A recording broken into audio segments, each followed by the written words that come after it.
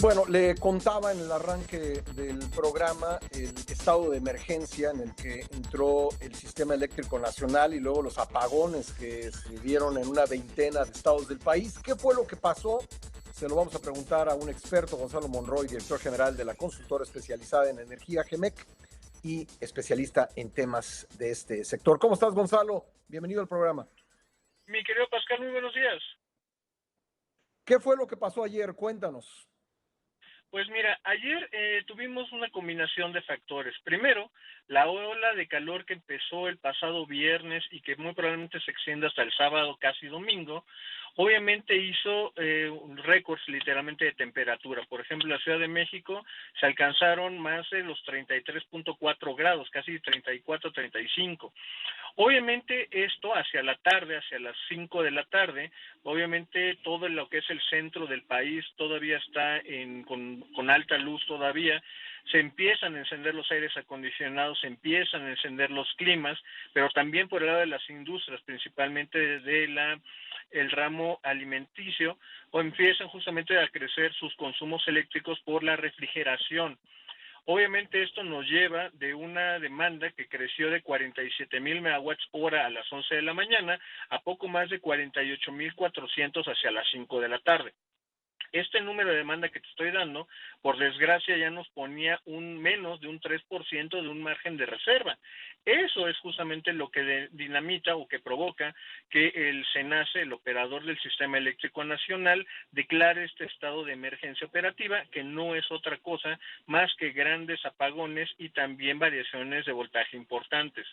Esas alertas, para ponerlo de la forma más sencilla, es el operador del sistema diciendo voy a hacer apagones, tomen precauciones.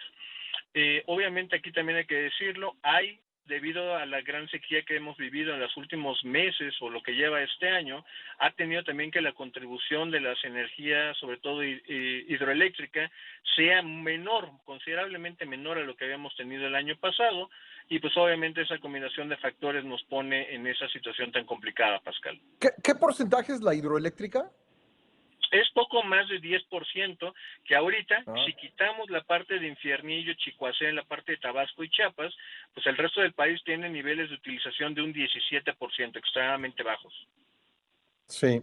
Bueno, a ver, si había dicho que luego de la compra de las plantas de Iberdrola y que la CFE iba a generar un mayor porcentaje de electricidad, que con esto se recuperaba la soberanía eléctrica del país y que no iba a haber apagones. ¿Qué piensas tú a todo lo pasado, o bueno, ante estas evidencias de aquellas declaraciones? Pues mira, en su momento se llegaron a platicar y siempre se dijo, esas eran plantas que siguen todavía en este momento siendo privadas, antes eran de Iberdrola, hoy son de un operador privado, y el gran problema es de que no hay una adición adicional de megawatts o de una nueva planta. Hay que entender y que decirlo con toda claridad, quitando o exceptuando la planta de Puerto Peñasco allá en Sonora, en ese sexenio no se construyó una sola nueva planta pública o privada. Y en el caso de las que ya estaban programadas por el lado privado, derivados de las subastas eléctricas, este gobierno, con una política energética tan restrictiva a la inversión privada, especialmente en renovables, pues simplemente dejó de lado esa construcción.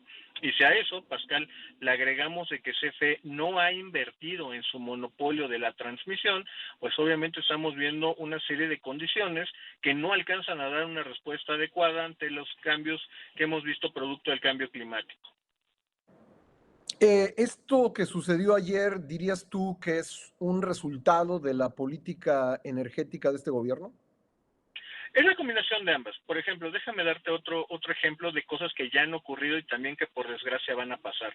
El año pasado, en junio del 2023, tuvimos una demanda máxima eléctrica de más de 54,000 megawatts hora. Esa es la demanda histórica más grande que ha tenido el país.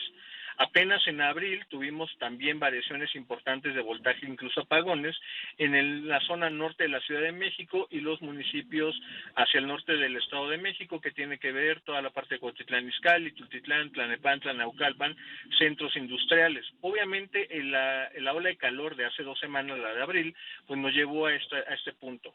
Estamos viendo un incremento de la demanda producto precisamente de la refrigeración, pero también se combina con la falta de inversiones para tener un sistema eléctrico mucho más robusto, querido Pascal. Bueno, me quedan unos segundos nada más. ¿Podrías decirme si esto que vimos ayer puede suceder nuevamente? Yo te diré que es altamente probable que conforme vengan más olas de calor hacia la parte final de la primavera, ya entrado el verano, es muy posible que estemos viendo ese tipo de cosas de manera recurrente.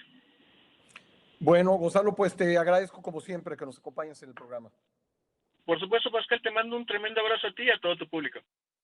Gracias. Bueno, pues ahí tiene usted la opinión de un experto de qué es lo que está ocurriendo. No ha habido las inversiones suficientes, particularmente en transmisión, y pues esto es el resultado de estas decisiones que se han tomado a lo largo del sexenio del presidente López Obrador, quien al comentar la compra de las plantas de Iberdrola, pues hablaba de una nueva nacionalización de la energía eléctrica y decía que no iba a haber apagones como los que lamentablemente vimos el día de ayer.